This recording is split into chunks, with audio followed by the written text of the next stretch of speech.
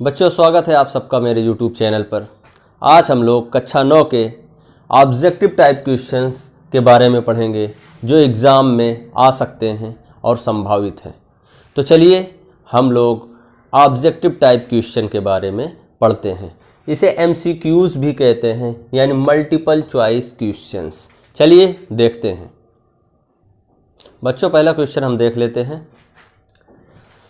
निम्न में किसकी आकृति और आयतन दोनों निश्चित होते हैं? तो 4 ऑप्शन दिए हैं। पहला ऑप्शन है जल, दूसरा ऑप्शन है वायु, तीसरा ऑप्शन है लोहा और चौथा ऑप्शन है पारा। इन चारों ऑप्शन में लोहा सही ऑप्शन है। ऐसा इसलिए है क्योंकि जल का आयतन निश्चित होता है, आकृति निश्चित नहीं होती। वायु का ना तो आयतन निश्चित होता है ना ही आकृति निश्चित होती है। और पारा जो कि द्रव होता है, इसलिए उसका भी आयतन तो निश्चित होता है लेकिन आकृति निश्चित नहीं होती। केवल लोहा ऐसा पदार्थ है इन चारों ऑप्शन में जिसमें वो एक ठोस होता है और ठोस की आयतन और आकृति दोनों निश्चित होती है। अगला सवाल देखते हैं। अंतराअणुक आकर्षण बल प्रबल होते हैं। अंतराअणुक आकर्षण बल प्रबल होते हैं। किसमें होते हैं? ठोस में। ऐसा इसलिए होता है कि ठोस के कण आपस में चिपके हुए होते हैं और ये अंतराअणुक बल के कारण ही होता है। अगला सवाल।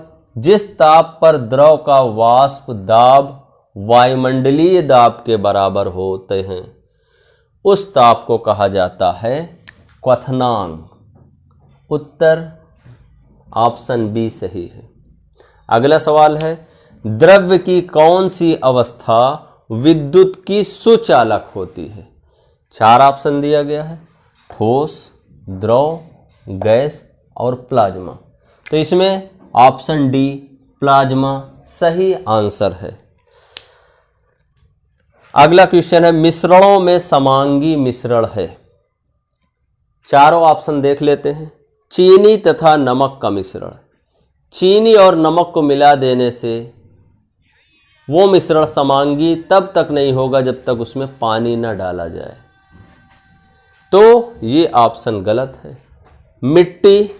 मिट्टी समांगी मिश्रण नहीं है। नमक का जलीय विलयन जब जल में नमक घोल दिया जाता है तो वो एकदम ट्रांसपेरेंट हो जाता है और उसमें नमक के कण हम आँखों से नहीं देख सकते और यही ऑप्शन ही सही है। नमक का जलीय विलयन ही समांगी मिश्रण है। बच्चों, अगला क्वेश्चन देखते हैं। चांदी का प्रतीक है। चारों ऑप्शन देख लेते हैं। SI, SN, AG और HG। इसमें ऑप्शन सी सही है, AG। चांदी को अर्जेंटम भी कहते हैं और AG उसका प्रतीक होता है। SI सिलिका का प्रतीक है, HG मरकरी का प्रतीक है। अब अगला सवाल देख लेते हैं। सोडियम का प्रतीक है। 4 ऑप्शन दिए हैं। N, Na, Ni और Ne। तो इसमें से ऑप्शन बी Na सही है। सोडियम का प्रतीक कैपिटल N और स्मॉल a साथ में लिखा जाता है Na। N नाइट्रोजन का प्रतीक है, Ni निकिल का प्रतीक है और Ne नियॉन का प्रतीक है। अगला सवाल देख लेते हैं। मैग्नीशियम सल्फेट का आणविक सूत्र है। ऑप्शन देख लेते हैं। MgSO4, Mg2SO4, MgSO4 का होल थ्राइस, Mg2SO4 का होल थ्राइस। तो इसमें बेटा पहला ऑप्शन सही है। MgSO4 ही मैग्नीशियम सल्फेट का आणविक सूत्र है। अगला सवाल देख लेते हैं। बेरियम कार्बोनेट का सूत्र है। ऑप्शन देख लेते हैं। BaNO3 का होल ट्वाइस, अगला BaCO3, अगला BiSO4, अगला Na2SO4। तो यहाँ पे पूछा गया है बेरियम कार्बोनेट। बेरियम के साथ कार्बोनेट होना चाहिए, और बेरियम के साथ कार्बोनेट केवल ऑप्शन बी में है। तो ऑप्शन नंबर बी सही है, क्योंकि बाकी में सल्फेट, सल्फेट और नाइट्रेट है, जबकि ऑप्शन बी में कार्बोनेट है। अगला सवाल देख लेते हैं, निम्नलिखित में से कौन सा मूल कण नहीं है। सवाल फिर से देख लीजिए, निम्नलिखित में से कौन सा मूल कण नहीं है। ऑप्शन देख लेते हैं, इलेक्ट्रॉन, प्रोटॉन, अल्फा कण और न्यूट्रॉन। हम सभी लोग जानते हैं कि परमाणु में इलेक्ट्रॉन होता है, प्रोटॉन होता है, न्यूट्रॉन होता है, लेकिन अल्फा कण नहीं होता। तो अल्फा कण सही आंसर है। बच्चों अगला क्वेश्चन देख लेते हैं, एक तत्व के परमाणु में 26 इलेक्ट्रॉन है और इसका परमाणु भार, द्रव्यमान संख्या भी कहते हैं जिसे, 56 है। इस तत्व के नाभिक में न्यूट्रॉनों की संख्या है, क्या है? ऑप्शन में देखते हैं, पहला है 26, दूसरा है 30, तीसरा है 36 और चौथा है 56। तो परमाणु भार 56 है। हम जैसा कि जानते हैं इलेक्ट्रॉन की संख्या बराबर प्रोटॉनों की संख्या, तो अगर इलेक्ट्रॉन 26 है तो प्रोटॉन भी 26 होगा, तो बाकी जो बचेंगे न्यूट्रॉन वो 30। तो ऑप्शन बी सही है। अब अगला सवाल देख लेते हैं, परमाणु का सबसे पहला मॉडल किसने दिया? परमाणु का सबसे पहला मॉडल किसने दिया? 4 वैज्ञानिकों के नाम लिखे हुए हैं, देख लेते हैं, N Bohr, Rutherford, J Thomson और ई गोल्डस्टीन। तो आंसर है बेटा जे थॉमसन।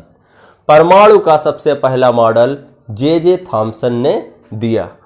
अगला सवाल है, द्वितीय कक्षा में होते हैं अधिकतम कितने इलेक्ट्रॉन? इलेक्ट्रॉनों की बात हो रही है, तो किसी भी परमाणु में द्वितीय कक्षा में कितने अधिकतम इलेक्ट्रॉन होते हैं? ऑप्शन में दिया है 2 इलेक्ट्रॉन, 4 इलेक्ट्रॉन, 8 इलेक्ट्रॉन और 18 इलेक्ट्रॉन। तो इसका सही आंसर है 8 इलेक्ट्रॉन। किसी भी परमाणु के द्वितीय कक्षा में अधिकतम 8 इलेक्ट्रॉन हो सकते हैं। अगला सवाल देखते हैं, परमाणु के नाभिक में स्थित प्रोटॉनों तथा न्यूट्रॉनों की संख्या का योग कहलाता है तत्व का। क्या कहलाता है? ऑप्शन देखते हैं, अणु भार, परमाणु भार, परमाणु संख्या और तुल्यांकी भार। तो इसमें ऑप्शन नंबर 2 सही है, परमाणु भार कहलाता है। क्या कहलाता है बच्चों? परमाणु भार। प्रोटॉनों तथा न्यूट्रॉनों की संख्या का योग परमाणु भार कहलाता है। अगला सवाल है, दूध है, क्या है?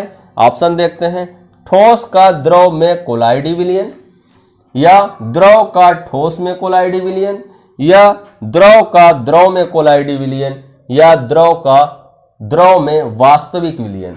हम लोग जानते हैं बच्चों, दूध एक कोलाइड है और ये द्रव का द्रव में कोलाइडी विलयन है। तो ऑप्शन सी सही है। तो बच्चों हम लोगों ने 20 क्वेश्चन ऑब्जेक्टिव टाइप क्वेश्चन देखे, और ये केमिस्ट्री के शुरू के 4 लेसन के 20 क्वेश्चन हैं। इसके बाद बायोलॉजी के 20 क्वेश्चन आएंगे, फिर फिजिक्स के 20 क्वेश्चन आएंगे। ये पहला पार्ट था, इसके बाद दूसरा पार्ट और तीसरा पार्ट आएगा। बच्चों ये वीडियो अगर आपको अच्छी लगी हो तो मेरे चैनल को सब्सक्राइब करिए, वीडियो को शेयर करिए, लाइक करिए और अपने दोस्तों को भी बताइए। धन्यवाद।